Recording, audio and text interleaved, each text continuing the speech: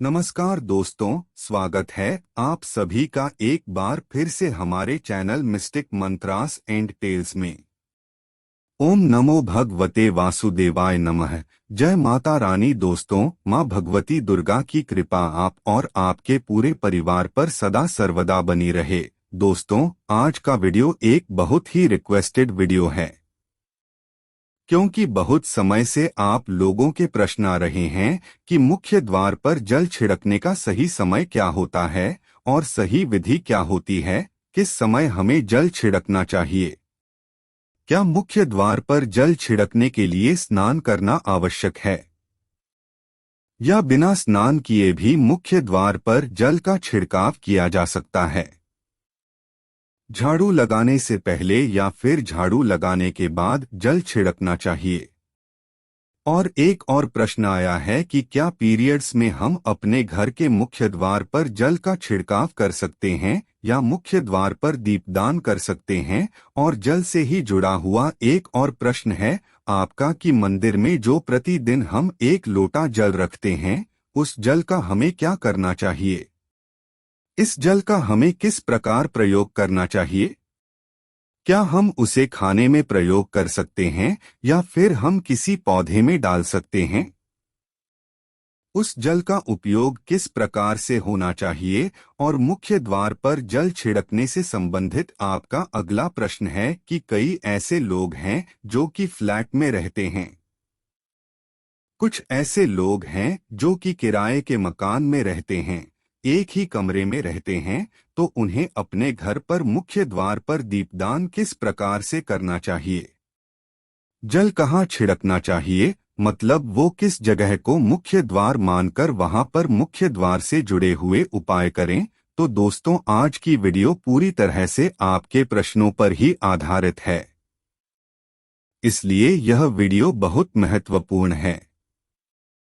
दर्शकों, यह वीडियो पूरा जरूर देखिए और अगर आपको आज की वीडियो अच्छी लगे तो इसे लाइक भी जरूर कीजिए, क्योंकि आपके लायक आपके कमेंट्स ही मेरे लिए एकमात्र जरिया हैं जिनसे मुझे पता चलता है कि आपको यह वीडियो अच्छी लगती है और आपके लिए यह वीडियो उपयोगी है। तो अगर वीडियो अच्छी लगती है, लाइक तो जरूर ही किया करें। इसके साथ ही कमेंट बॉक्स में माता रानी के नाम का जयकारा भी जरूर लगाएं। इससे आपको सकारात्मक ऊर्जा की प्राप्ति होती है। और अगर आपका कोई भी सुझाव हो, कोई भी प्रश्न हो या फिर कोई भी विशेष वीडियो देखना चाहते हैं, तो उसके लिए भी कमेंट बॉक्स में जरूर लिखें। अगर आप चैनल पर पहली बार आए हैं और अगर अभी तक आपने चैनल को सब्सक्राइब नहीं किया है, तो आज का वीडियो अगर आपको अच्छा लगे तो चैनल को सब्सक्राइब जरूर कर लीजिए और बेल बटन को भी प्रेस कर लीजिए।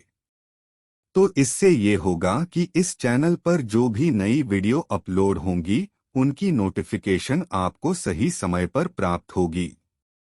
और दोस्तों, अब जानते हैं कि मुख्य द्वार पर जल छिड़कने का सही समय क्या होता है और सही विधि क्या होती है। तो देखिए, अगर आप मुख्य द्वार पर जल छिड़कते हैं तो आपको ध्यान रखना है कि जल आप एक दिन पहले ही, मतलब रात को सोने से पहले एक पात्र में, कोई भी पात्र आप ले सकते हैं, जैसे कि आप एक तांबे का भी पात्र ले सकते हैं। तांबे का ना हो तो आप पीतल का ले सकते हैं, स्टील का ले सकते हैं, चांदी का ले सकते हैं। जो भी पात्र आपके पास उपलब्ध हो, एक लोटे में थोड़ा सा गंगाजल डाल दीजिए और उसके ऊपर शुद्ध जल भर दीजिए। और हाँ, गंगाजल ना हो तो भी परेशान होने की आवश्यकता नहीं है। सिर्फ शुद्ध जल से भी आप पात्र को भर सकते हैं और उस जल से भरे पात्र को अपने घर की रसोई में रख दीजिए। अब जैसे कि आप अगले दिन सुबह उठकर इस जल का छिड़काव अपने घर के मुख्य द्वार पर करेंगे। अब बहुत से भक्तों के प्रश्न आए हैं कि क्या हम स्नान से पहले ये जल छिड़क सकते हैं या फिर स्नान करना आवश्यक है। देखिए, मुख्य द्वार पर जो सुबह सवेरे सबसे पहले जल छिड़का जाता है, जैसे कि जो रसोई में रखा हुआ जल होता है, ये एक तरीके से उपाय के तौर पर किया जाता है। घर में किसी भी प्रकार की परेशानी हो, किसी भी प्रकार के दुख दर्द रहता हो, गरीबी हो या फिर कलह क्लेश बहुत अधिक रहता है, मतलब किसी भी प्रकार की नकारात्मक ऊर्जा से आप परेशान हैं, बहुत समय से परेशानियों में ही घिरे हुए हैं, तो ऐसे में घर की रसोई में जल रखा जाता है और यही जल घर के मुख्य द्वार पर सुबह उठकर छिड़का जाता है। इस जल के छिड़काव से आपके घर की कोई भी परेशानी हो बहुत शीघ्र समाप्त हो जाती है। इस उपाय को करने से आपके घर में सुख समृद्धि भी आती है, कलह क्लेश से भी मुक्ति मिलती है, बीमारियों से भी मुक्ति मिलती है। मतलब देखिए, किसी भी प्रकार की मानसिक परेशानी हो, शारीरिक परेशानी हो, आर्थिक तंगी हो या आपके घर में कोई वास्तु दोष हो, किसी भी प्रकार का ग्रह दोष हो, जैसे कि कई बार ऐसा होता है कि कई लोगों के ऊपर कई प्रकार के बुरे ग्रह दोषों का प्रभाव होता है, जिसकी वजह से घर में परेशानियां हमेशा बनी रहती है, तो ग्रह दोषों के प्रभाव से भी आपको मुक्ति मिलती है। इस जल के प्रयोग से वास्तु दोष और पितृ दोष भी समाप्त होता है। इसके साथ ही जैसे कि बहुत से लोगों के प्रश्न होते हैं कि उनके ऊपर किसी ने कुछ करा दिया है, उनके परिवार में किसी भी प्रकार की पहले कोई परेशानी नहीं थी, लेकिन अभी कुछ समय से परेशानियां लगातार आती ही जा रही है और कोई रास्ता नहीं मिल रहा है। परेशानी से निकलने के लिए या किसी के भी किए कराए तंत्र मंत्र का प्रभाव हो, किसी की बुरी नजर का प्रभाव हो, तो भी आपके इस उपाय से, मतलब इस एक लौटे जल से आपकी परेशानी स्वतः ही कुछ दिनों में समाप्त हो जाती है। तो यह घर की सभी परेशानियों से मुक्ति पाने का रामबाण और सबसे सरल, सबसे आसान उपाय होता है, जो हमारे शास्त्रों में वर्णित है। तो आप अपने घर की रसोई में एक लोटा जल रखें, रात में भरकर और प्रातःकाल जल्दी उठकर उसी जल से अपने घर के मुख्य द्वार पर छिड़काव कीजिए। अब जैसे कि बहुत से लोगों के प्रश्न आते हैं कि यह जल्द हमें किस समय अपने घर के मुख्य द्वार पर छिड़कना चाहिए, तो देखिए, सुबह सूर्योदय होने से पहले इस जल का छिड़काव आपके घर के मुख्य द्वार पर हो जाना चाहिए। आप चाहे इसके बाद शुद्ध जल से, मतलब किसी भी दूसरे जल से अपने घर के मुख्य द्वार को धोते हैं तो बाद में भी धो सकते हैं, कोई समस्या नहीं है, लेकिन इस जल का छिड़काव घर के मुख्य द्वार पर सूर्योदय होने से पहले हो जाना चाहिए। जब आप सुबह उठते हैं, सोकर उठने के बाद अपने हाथों के दर्शन कीजिए, धरती को प्रणाम कीजिए, फिर इस जल के पात्र को लेकर घर के मुख्य द्वार को खोलकर घर के मुख्य द्वार पर छिड़काव कर दीजिए और इसके बाद आपका जो भी रूटीन वर्क है वह आप कर सकते हैं। और हाँ, जल का छिड़काव आपको सूर्योदय से पहले करना है। वैसे तो ब्रह्मा मुहूर्त में किया जाता है, लेकिन आप सूर्योदय से पहले भी कर लेते हैं तब भी श्रेष्ठ रहेगा। सूर्य की किरणें धरती पर ना आए उससे पहले हम यह उपाय कर लेते हैं तो उसका फल हमें ज्यादा प्राप्त होता है। अब एक प्रश्न आया है कि घर के मुख्य द्वार पर जल का छिड़काव करते समय किस मंत्र का जप करना चाहिए।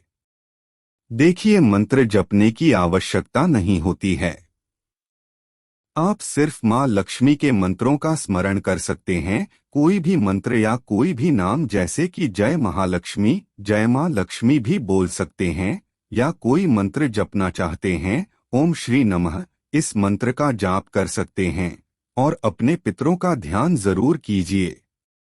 देखिए, सुबह सुबह भोर के समय माँ लक्ष्मी हमारे द्वार पर आती है। ऐसा शास्त्रों में वर्णित है कि शास्त्रों के अनुसार महालक्ष्मी सुबह और शाम दोनों समय भ्रमण करती है पृथ्वी लोक पर, और इसलिए घर के मुख्य द्वार पर जब हम जल का छिड़काव करते हैं तो माँ लक्ष्मी प्रसन्न होती हैं।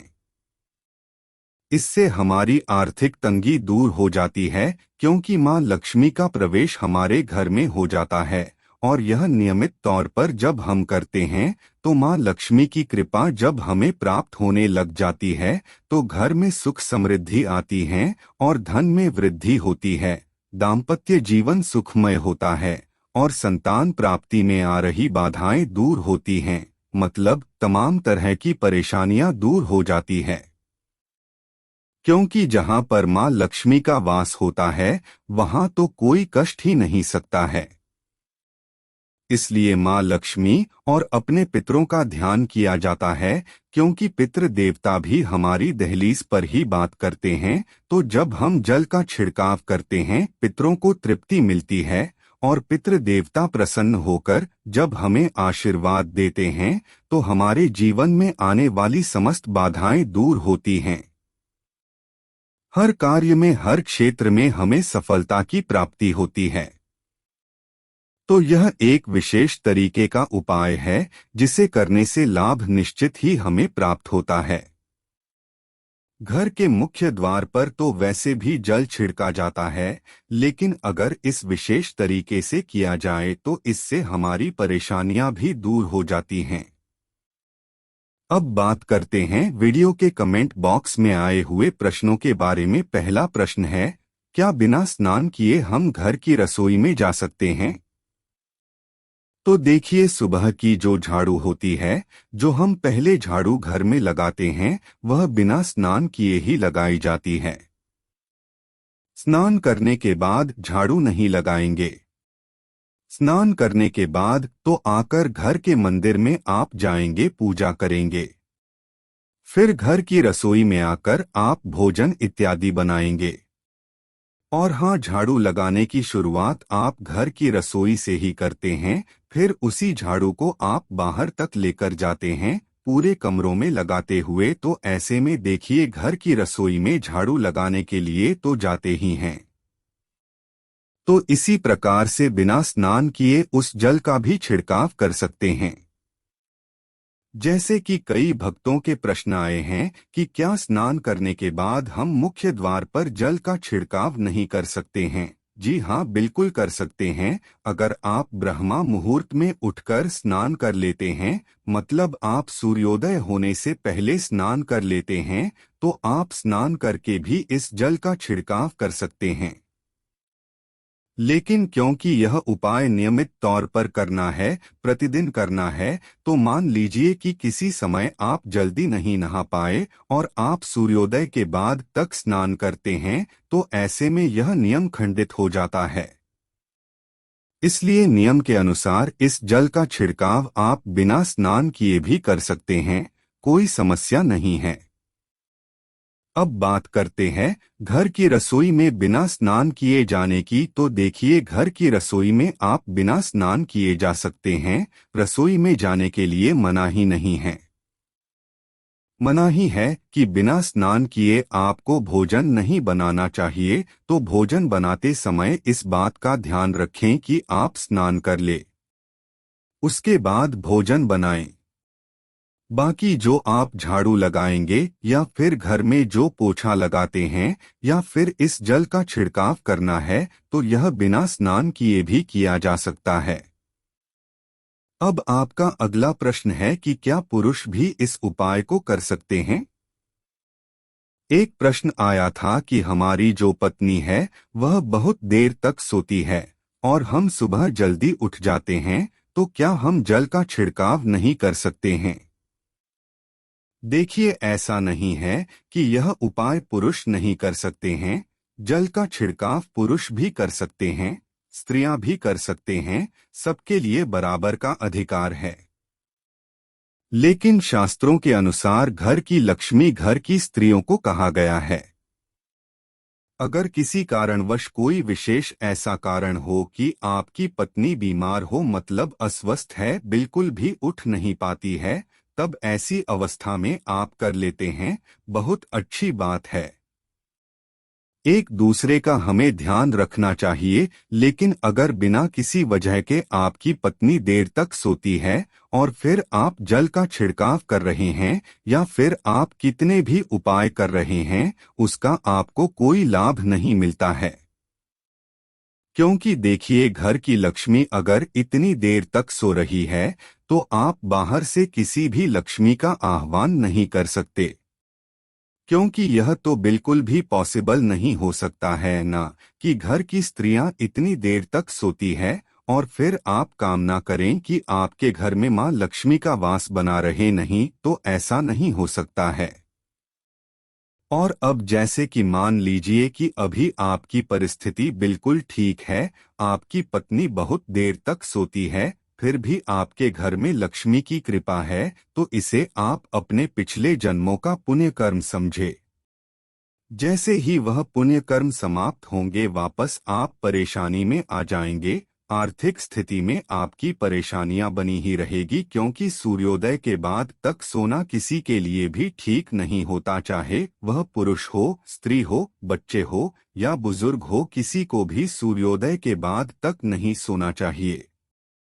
लेकिन हाँ, अगर आपकी पत्नी बीमार है, किसी कारण बस 2-4 दिनों के लिए परेशानी है या पीरियड्स में है, आप चाहते हैं कि आप कर ले तो आप बिल्कुल कर सकते हैं। लेकिन प्रतिदिन नियमित तौर पर आपकी पत्नी को ही यह उपाय करना चाहिए। आपका अगला प्रश्न है कि क्या कुंवारी लड़कियां अपने घर के मुख्य द्वार पर जल का छिड़काव कर सकती हैं? देखिए, जैसा मैंने आपको बताया, यह उपाय घर की लक्ष्मी के लिए बनाया गया है। अब घर की लक्ष्मी कौन होती है? घर की जो सौभाग्यवती स्त्रियां होती है, जैसे कि आपकी माँ हो गई, भाभी है, यह सब करती है। और हाँ, घर की जो बड़ी बुजुर्ग महिला होती है, अगर वह इस उपाय को करें तो और भी अच्छा होता है। घर की महिलाएं घर की बहू है, इस उपाय को करें तो ज्यादा श्रेष्ठ होता है। लेकिन हाँ, किसी कारणवश अगर वह नहीं कर पाती है, तो अगर आपके घर में कुंवारी लड़कियां हैं तो आप लोग कुंवारी लड़कियों से भी करवा सकते हैं। कुंवारी लड़कियां भी घर के मुख्य द्वार पर जल का छिड़काव कर सकती है, दीपदान कर सकती है। कहीं कोई समस्या नहीं है, लेकिन प्रयास यही करना चाहिए कि घर की जो बहुएं हैं वह इस उपाय को करें। उनकी अनुपस्थिति में कोई भी कर सकता है, कोई समस्या नहीं है। एक और प्रश्न आया था कि क्या विधवा स्त्री अपने घर के मुख्य द्वार पर जल का छिड़काव कर सकती हैं या फिर दीपदान कर सकती हैं? देखिए, आप अपने घर की मालकिन है, आप अपने घर में स्वयं ही सभी कार्य करती है, तो आप ही को करना है, कोई समस्या नहीं है। क्योंकि देखिए, आपके पति नहीं है, लेकिन आपके बच्चे हैं, तो आप कहीं भी सुहागिन स्त्रियों से कम नहीं हैं। अपने घर के सभी कार्य खुद ही कर सकती हैं। जल का छिड़काव करना हो, दीप दान करना हो, पूजा आराधना करनी हो, मंदिर जाना हो या मंदिर से जुड़ा हुआ कोई उपाय करना हो, तो हमेशा ही आप लोगों के प्रश्न आते हैं कि क्या हम इस उपाय को कर सकते हैं, क्यों नहीं कर सकते हैं। आप सभी उपाय कर सकते हैं। आपका अगला प्रश्न है कि घर के मुख्य द्वार पर 2 दरवाजे हैं, मतलब 2 तरफ दरवाजे हैं या फिर एक ही लाइन में 2 दरवाजे बने हुए हैं, तो जल का छिड़काव दीपदान यह हमें किस द्वार पर करना चाहिए, कौन सा मुख्य द्वार हमें मानना चाहिए? देखिए, अगर आपके घर में 2 द्वार बने हुए हैं, 2 जगह दरवाजे हैं, घर में मुख्य द्वार 2 तरीके का बना हुआ है, तो ऐसे में आप जिस दरवाजे को बहुत ज्यादा प्रयोग करते हैं, आने जाने में, वही आपका मुख्य द्वार होता है। कोई एक दरवाजा बंद रहता है, कोई एक दरवाजा बहुत ज्यादा खुलता है, तो जो दरवाजा बहुत ज्यादा खुलता है, बहुत ज्यादा प्रयोग किया जाता है, वही दरवाजा मुख्य द्वार माना जाता है। क्योंकि आप उसी को प्रयोग कर रहे हैं, हमेशा आने जाने के लिए भी या फिर किसी भी कार्य के लिए, तो वही आपका मुख्य द्वार हुआ। तो जो भी उपाय आप करेंगे उसी द्वार पर कर सकते हैं। वैसे आप चाहे तो जल का छिड़काव तो दोनों ही दरवाजे पर किया जा सकता है, बाकी दीपदान उसी दरवाजे पर करें जिसका प्रयोग आप बहुत ज्यादा करते हैं, क्योंकि देखिए, किसी भी प्रकार की ऊर्जा का संचार उसी द्वार पर होगा जिस द्वार को आप ज्यादा प्रयोग करते हैं। जिस द्वार से आपका आना जाना होगा, लोगों का आना जाना होगा, वहीं पर ऊर्जा का संचार होता है। इसलिए उसी द्वार पर ऊर्जा को संयमित करने के लिए सकारात्मक ऊर्जा का प्रवाह आपके घर में बना रहे, उस दरवाजे पर उपाय करना चाहिए। और आपका अगला प्रश्न है कि अगर हम घर के मंदिर में जल रखते हैं तो क्या उसी जल का छिड़काव हम अपने घर के मुख्य द्वार पर कर सकते हैं? घर के मंदिर में जो जल रखा जाता है, हमारे देवी देवताओं का आशीर्वाद होता है, क्योंकि उसे देवी देवता ग्रहण करते हैं। पूरे 24 घंटे तक वह जल हमारे घर के मंदिर में रहता है, मंत्रों से अभिमंत्रित रहता है। जो भी मंत्र जब हम करते हैं, जो भी पूजा पाठ करते हैं, प्रार्थना करते हैं, अपनी मनोकामना कहते हैं, अपनी परेशानियां अपने ईश्वर से कहते हैं, मतलब हमारे घर की जो भी ऊर्जा होती है, विशेष रूप से सकारात्मक ऊर्जा मंदिर में होती है। क्योंकि मंदिर में भगवान का वास होता है, तो उस जल को हम अपने घर के मुख्य द्वार पर जमीन पर नहीं छिड़क सकते हैं। मंदिर में रखे हुए जल का छिड़काव आप अपने घर में कर सकते हैं, घर के हर कोने में कर सकते हैं, पूरे घर में, मतलब घर की तिजोरी, लॉकर, बच्चों का बुक सेल्फ, जो भी आपको लगता है कि यहाँ पर सकारात्मक ऊर्जा होनी चाहिए, यहाँ पर भगवान का आशीर्वाद मिलना चाहिए, तो ऐसे स्थानों पर आप उस जल का छिड़काव कर सकते हैं। छत पर, बालकनी में, घर के पौधों में डाल सकते हैं। इसके अलावा अगर आप व्यापार करते हैं, आपकी दुकान है, आपका व्यापारिक स्थल है, तो आप इन स्थानों पर भी इस जल का छिड़काव कर सकते हैं। इस जल को घर के मुख्य द्वार पर जमीन पर नहीं डालना है, लेकिन आप चाहे तो बाहर निकलकर और घर के दरवाजों पर, मतलब मेन गेट पर छिड़क सकते हैं, मतलब मुख्य द्वार के ऊपर जल का छिड़काव कर सकते हैं। जमीन पर सीधा डायरेक्ट जमीन पर नहीं डाल सकते हैं, बस इस बात का ध्यान रखिए।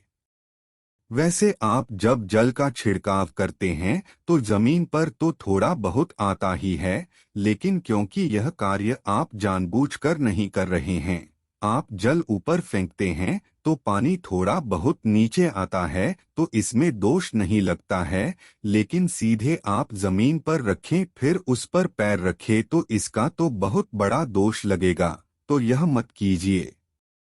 जल का छिड़काव मुख्य द्वार पर करना है तो इसके लिए घर की रसोई में जल रखिए और उसी जल का छिड़काव कीजिए, और इसके अलावा नॉर्मल पानी से भी, मतलब किसी भी शुद्ध जल का छिड़काव आप अपने घर के मुख्य द्वार पर कर सकते हैं। और एक और प्रश्न है कि क्या पीरियड में जल का छिड़काव किया जा सकता है? तो मैं आपको बता दूं कि घर के मुख्य द्वार पर जो जल का छिड़काव आप करेंगे, यह किसी भी प्रकार से कार्मिक पूजा में नहीं आता है। मतलब जल का छिड़काव करते समय ना तो आपको धूप बत्ती करनी है, ना ही आपको दीप प्रज्वलित करना है, मतलब किसी भी प्रकार की कार्मिक पूजा आप नहीं कर रहे हैं। तो ऐसे में जल का छिड़काव पीरियड में भी किया जा सकता है, मन में किसी प्रकार का संशय मत रखिए। तो यह है आज का वीडियो जो पूरी तरह से आपके प्रश्नों पर आधारित हैं। हम आशा करते हैं कि आज का वीडियो आपको अच्छा लगा हो।